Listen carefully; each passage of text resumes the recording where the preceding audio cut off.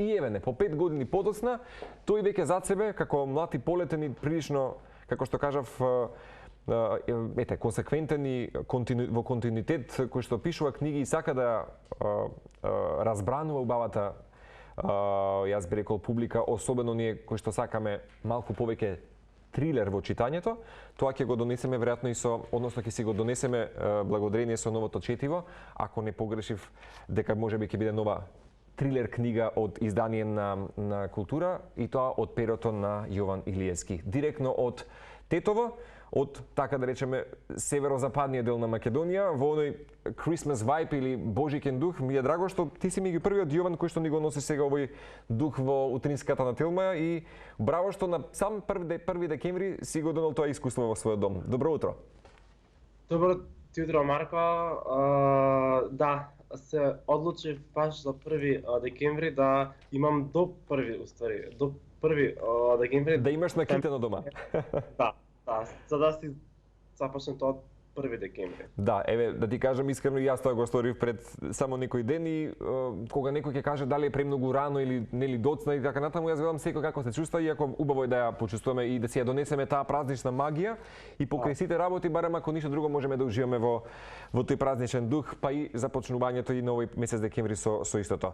Не грешам дека сакаш да ја разбрануваш, да речам, читателската публика со досега прилично доста трилер изданија кои што се од твоето перо, така? Така. Секоја твоја книга има една различна приказна и знам дека секоја книга е некако посебна инспирација и со различна динамика, со различен дух. Што носи, би сакал да прашам, ова нова посебна, јас ќе кажам, во издание на Култура, или интересен наслов, Соба 610? Да. Да ти кажам вака, јас од кога малку повеќе се задлабочив во психологијата, решив темелно да се занимавам со тоа да ги комбинирам психологијата и книжевноста, така да романов Соба ми едноставно една кохезија од психотерапија и мистерија.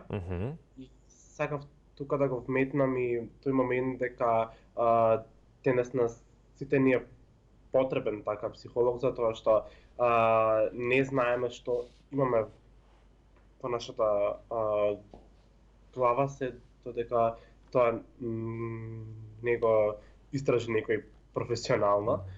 Така да заедно со доза на мистерија ќе напишав книгава со поента да едноставно им покажам и на луѓето колку е важно да се знаеме себе и да ги знаеме тие што ги сакаме.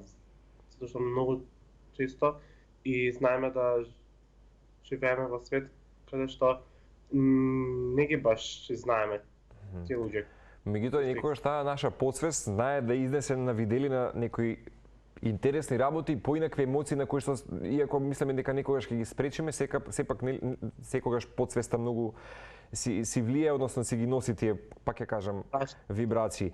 Оно што е интересно, да, велиш психолошки трилер, веројатно ја искористи и твоето друго алтер его, и оно што ти е, да речеме, твоја друга работа или професионална деформација, оно што и него знаат можеби гледачите дека си психолог и гешталт психотерапевт. Што те научи можеби самата психологија? Освен да речеме ако те научила на посвесно или поразумно или рационално живење или по-здраво живење и така натаму. Што друго можеби формираше во твојот живот да си еден денес психолог или гешталт психотерапевт? Ќе сум гешталт терапевт во едукација, се уште. Комесат, нели? Но што ме научи? Ме научи поздраво да живеам, ме научи посвесно да живеам, ме научи да си ги сакам своите подсвесни, несвесни или неразбудени се уште нешта во мене, да не се плашам од себе. Тоа ме научи.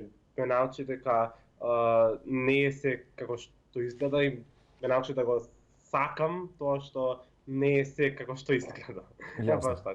А дали можеби оваа платформа, да речеме, те научи многу полесно да ги креираш ликовите во досегашните книги или профилите на луѓе кои што најчесто нели ти се вистински протагонисти или главни ликови во случајот и ова нова книга Соба 610. Сега, Марко, е многу полесно да се извајам еден психолошки профил на лик, затоа што ја знам темелно психологијата од претходно и е многу полесно да навлезам во неговата подсвест, неговите трауми, тоа што тој ми носи, а јас треба да го знам за да го извајам, а читателот тоа не мора да го знае. Така да јас подлабоко сега си играм со ликовите и тоа е нешто по кое што навистина уживам. Зашто велиш дека оваа нова книга особено ќе игра со умот на читателот? Што е, да речеме, ако направиш дистинкција од сите досегашни четива кои што се нели на база на трилери, овој пат психологијата малку повеќе се игра со умот во Соба 610? Во една реченица, затоа што во скоро секоја мистерија ние не знаеме што се случува, главниот лик знае.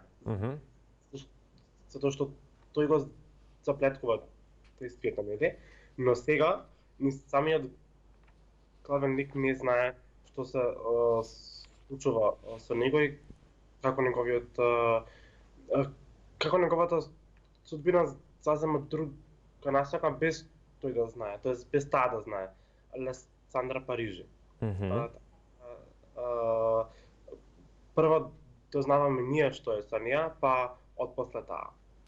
Досега Душа на парче хартија, Кругот на животот, Сенки наполно ки Ноќта кога ја напушти в Прага, го заокружуваш со ова четиво и ова прилично нели за тебе и успешна 2021 година.